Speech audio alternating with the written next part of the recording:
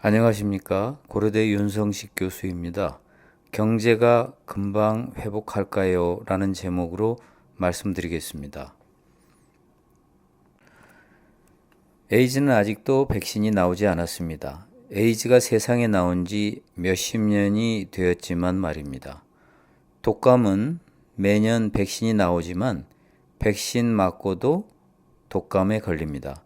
독감은 변형이 심해서 모든 독감에 듣는 백신이 불가능하기 때문이랍니다. 코로나19 백신이 나올까요?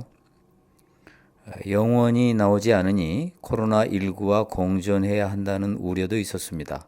그러나 현재로는 대부분 백신의 개발을 낙관하고 있습니다. 우리나라 방역본부도 백신이 나올 가능성이 있다고 예측했고 변형이 별로 심하지 않다고까지 설명했습니다. 글쎄요, 맞을 수도 있고 또 틀릴 수도 있습니다. 전문가들이 대부분 의견이 일치하는 것을 보면 그러나 백신이 나올 것 같습니다. 그렇지만 100%는 아닙니다. 코로나19로 주식이 폭락했다가 상당 부분 회복했습니다. 과거의 전례를 보면 1차 폭락 뒤에 몇 달이 지나면 2차 폭락이 옵니다. 이번에도 그렇게 될 것인지 묻습니다. 글쎄요. 주가가 언제 회복될 것인지 묻습니다. 과거의 사례를 보면 회복까지 5년 정도 걸린 적도 있습니다. 이번에는 몇 년 걸릴까요? 글쎄요. 사람들은 불확실성을 싫어합니다. 둘 중 꼭 하나를 선택해야 조금 안도의 숨을 내쉽니다. 백신이 나와 안 나와? 뭐야? 주식이 다시 폭락해? 아니면 재폭락은 없는 거야? 언제 완전히 회복될까? 등등입니다. 원래 세상은 한치 앞을 예측할 수 없습니다. 최근 들어 세상이 더 복잡해지고 변화무쌍해지면서 미래 예측이 더욱 어려워지는 초불확실성의 시대가 되었습니다. 도저히 일어날 것 같지 않는 일이 일어나는 현상을 블랙스완이라고 합니다. 백조는 하얀 새인데 검은 백조가 발견되었다고 하지요. 백조란 흰 새인데 검은 백조라니 말이 안 됩니다. 이처럼 도저히 일어날 것 같지 않은 일, 도저히 일어날 수 없는 일이 일어날 때 블랙스완이라고 설명합니다.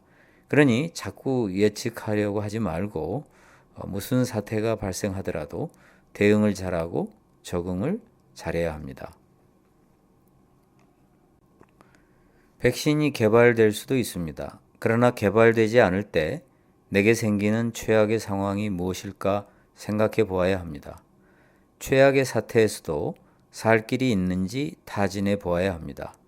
살 길이 있다는 것을 알면 마음이 편해지고 불안감에 실수를 하지 않게 됩니다. 주식 폭락도 재폭락이 있을 수도 있다고 가정하는 게 좋습니다. 금방 회복할 수도 있지요. 주식 시장에서 최악의 사태에 대비하는 방법은 현금 확보입니다. 현금을 확보하기 위해서 손해를 보더라도 주식을 매도하기도 합니다. 어떤 방법이건 최악의 사태에 대비하는 버릇이 필요합니다. 그렇다면 먼저 내게 최악의 사태란 무엇인지 알아야겠지요. 코로나19 사태만이 아닙니다. 살면서 힘든 일이 닥치면 최악의 사태를 상상해 보십시오. 그리고 최악의 사태가 발생해도 내게 살 길이 있나 고민해 보십시오. 있다면 희망을 가지고 열심히 할 수 있으니 얼마나 다행입니까? 최악의 사태가 발생할 때 살 길이 없다면 어떻게 해야 할까요? 아무리 고민해 보아도 살 길이 없다면 나라에서 해결해 주어야 합니다. 지난 10년 동안 저출산 대책으로 쏟아부은 정부 예산이 수십조 원입니다. 출산을 장려할 거라면 내게 최악의 사태가 발생했을 때 정부가 그냥 보고만 있어서는 안 됩니다. 최악의 사태에서 생존하기 어려운 사람을 위해 정부가 나서는 이유가 바로 여기에 있습니다. 재난 기본소득이야말로 정부의 이러한 노력의 일환입니다. 정치가 밥 먹여주느냐고 하지만 정치가 밥 먹여줍니다. 그래서 우리는 정치 혐오증에 빠지지 말고 정치에 관심을 가져야 합니다. 오늘은 미래는 알 수 없으니 힘들게 미래를 알려고 하지 말고 어떤 상황이 닥치더라도 최악의 상황이 닥치더라도 살 수 있는 길을 미리 모색해 놓는 게 최고다 라는 것을 말씀드렸습니다. 저는 고려대 윤성식 교수입니다.